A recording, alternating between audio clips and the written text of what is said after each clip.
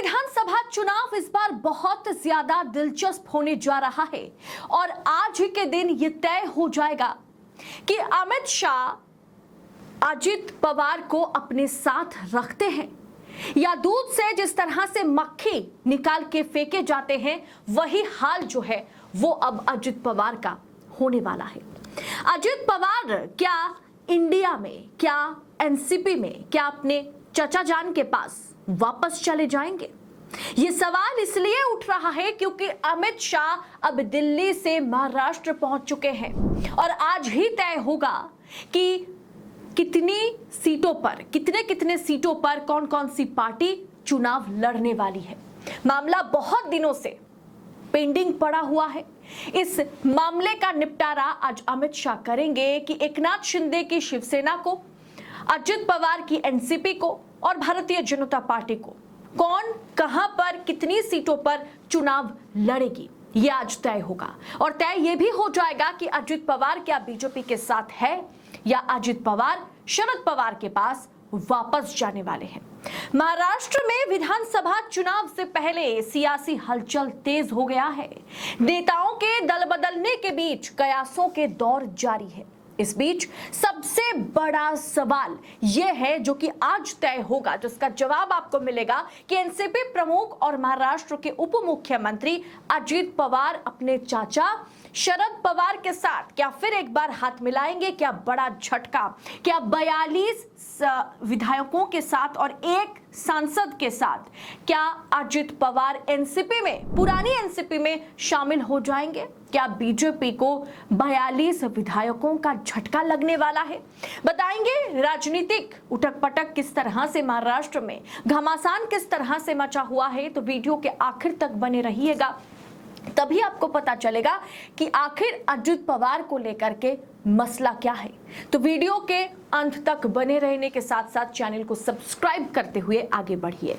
नमस्कार, स्वागत है आपका देश नीति पर। मैं हूं आपके साथ अदिति। देश नीति, केवल सच्ची और पक्की खबरें।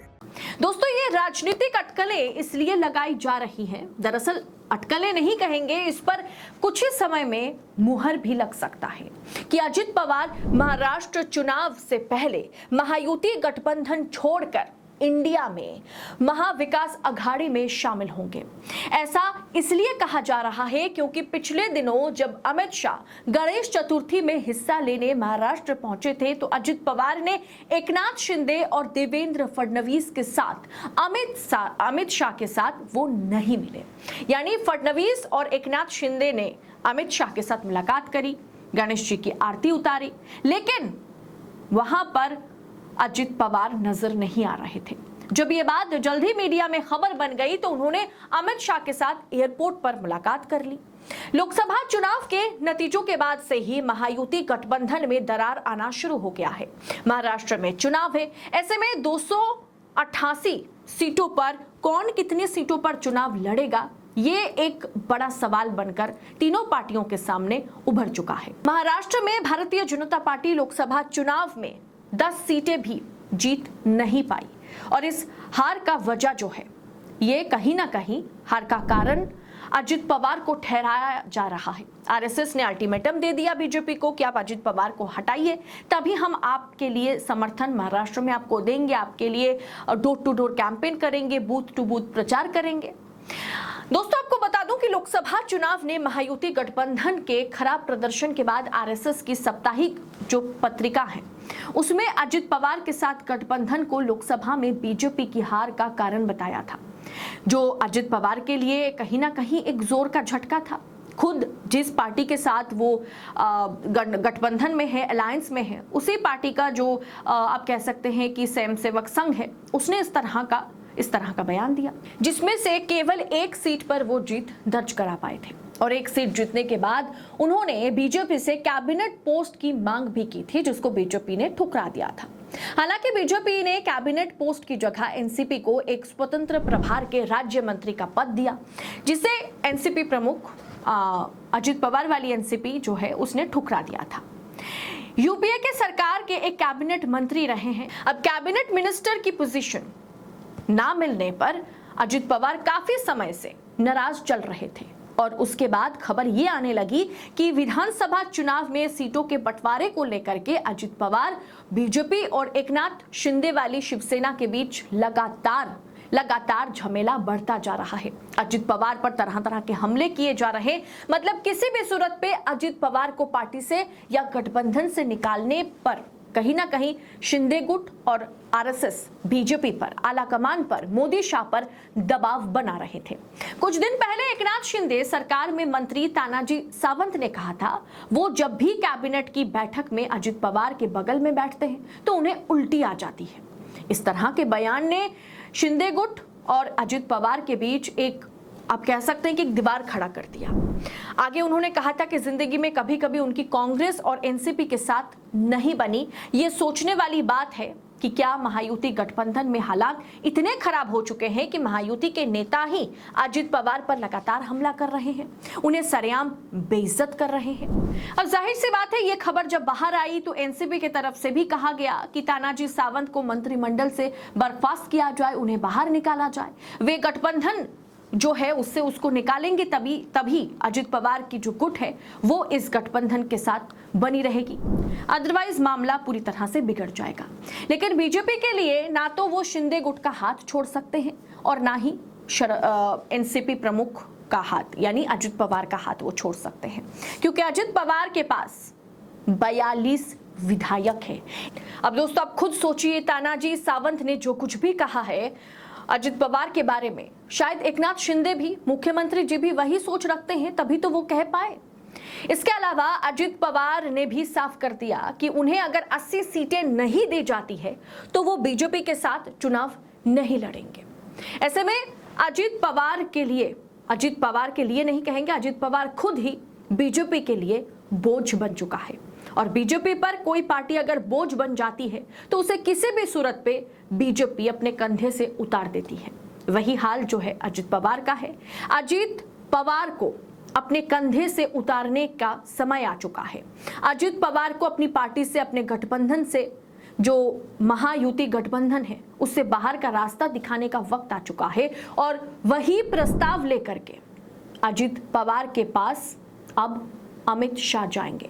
अमित शाह महाराष्ट्र का दौरा कर रहे हैं और वहीं पर तय होगा कि कौन कितनी सीटों पर वहां पर चुनाव लड़ेगा। लोकसभा चुनाव के बाद अजित पवार ने कहा था कि उन्हें अपनी गलती पर पछतावा है कि उन्होंने बारामती लोकसभा सीट अपनी पत्नी सुनेत्रा को, अपनी बहन सुप्रिया शुले के खिलाफ उस जगह पर उन्होंने अपनी पत्नी को खड़ा किया। और साथ ही इसके अजित पवार ने यह भी कहा था कि उन्हें इस बात का एहसास हो गया है कि राजनीति के लिए घर में कोई जगह नहीं है। अब चर्चा यह भी है कि महाराष्ट्र चुनाव में बारामती से, जहां से वो कई बार विधायक रहे हैं, वहां से उन्हें अपने भतीजे योगेंद्र पवार का सामना करना पड़ सकता है। तो क्या बारामती विधानसभा सीट जो है वो अपने भतीजे के लिए अजित पवार छोड़ देंगे? अगर वो बीजेपी के साथ रहते हैं तो उन्हें छोड़ना पड़ जाएगा, क्योंकि उन्होंने कहा कि राजनीति की कोई जगह घर के अंदर नहीं है। या फिर वो खुद जाकर के एनसीपी, जो पुरानी एनसीपी है, उसमें शामिल हो जाएंगे। सिर्फ इतना ही नहीं दोस्तों, अजित पवार ने कुछ 2-3 दिन पहले ही साफ कर दिया था कि राहुल गांधी के खिलाफ जिस तरह की टीका टिप्पणी की जा रही है, शिंदे गुट के दिग्गज नेता ने जिस तरह से राहुल गांधी की जीव जलाने की बात कही थी, उसका पूरी तरीके से अजित पवार ने खंडन किया था। उन्होंने कहा था किसी भी सूरत पे राहुल गांधी के खिलाफ ऐसे अपशब्दों का, इस तरह घिनौने बयानों की कोई जगह, कोई जरूरत है नहीं। जो ये दे रहे हैं वो बहुत ही गलत कर रहे हैं, उन्हें ऐसा नहीं करना चाहिए। राहुल गांधी एक बड़े नेता हैं, अगर उनके खिलाफ इस तरह की बयानबाजी चलेगी तो उनकी सुरक्षा पर एक तरह से वार करने की कोशिश हो रही है। अजित पवार ने राहुल गांधी के खिलाफ जिस तरह के अपशब्दों का इस्तेमाल किया गया था उसका पूरी तरीके से खंडन किया और वो राहुल गांधी का समर्थन करते हुए नजर आए थे। ऐसे में किसी भी पल महाराष्ट्र से एक बड़ी खबर आएगी कि अजित पवार अब शायद अमित शाह के साथ अजित पवार की डील पक्की नहीं हुई और अजित पवार पुरानी एनसीपी में शरद पवार के पास वापस जा रहे हैं। क्योंकि अगर अजित पवार को साथ लेकर के सिर्फ 42 विधायकों के चलते और एक सांसद के चलते अगर अजित पवार को साथ लेकर के बीजेपी विधानसभा चुनाव में उतरती है तो बुरी तरह से बीजेपी को हार का सामना करना पड़ेगा। आरएसएस और बीजेपी वाले एकनाथ शिंदे गुट ने साफ कर दिया है कि अगर बीजेपी हार जाती है, अगर जो महायुति गठबंधन है वो अगर महाराष्ट्र में हार जाता है तो इसका ठीकरा बीजेपी पर फोड़ा जाएगा, क्योंकि वो अजित पवार के साथ हाथ मिला करके चल रहे थे। ऐसे में क्या आलाकमान इतनी बड़ी जिम्मेदारी उठाने के मूड में है? क्या अमित शाह, मोदी फिर आरएसएस के खिलाफ जाकर के अजित पवार को अपने साथ लेकर के चलने वाले हैं, या फिर अजित पवार का महायुति गठबंधन से अब एग्जिट वो हो जाएंगे? आपको क्या लगता है? आप अपनी राय कमेंट कर हमारे साथ जरूर शेयर कीजिएगा। लेकिन सोचने वाली बात यह है, अजित पवार का जाना मतलब 42 विधायक उनके साथ फिर से महायुति गठबंधन छोड़कर महाविकास आघाड़ी में शामिल होंगे। ये भी बीजेपी के लिए झटका है। तो अजित पवार एक ऐसा नेता बन चुके हैं बीजेपी के लिए जिसे ना तो वो एक्सेप्ट कर सकते हैं और ना ही रिजेक्ट कर सकते हैं। ऐसे में बीजेपी आलाकमान अमित शाह क्या फैसला लेते हैं और उस फैसले का स्वागत अजित पवार किस तरीके से करते हैं, ये देखना दिलचस्प होगा। इस पूरे विषय पर आपकी टीका टिप्पणी, आपकी नजरिया जो भी है, कमेंट कर अपनी राय हमारे साथ शेयर जरूर करें। बाकी ऐसी तमाम खबरों को देश नीति पर पाने के लिए चैनल को सब्सक्राइब करते हुए जाइएगा। बहुत बहुत शुक्रिया आपका। जल्द होगी मुलाकात इस वीडियो में। फिलहाल इतना ही। बहुत बहुत शुक्रिया। जय हिंद, जय भारत।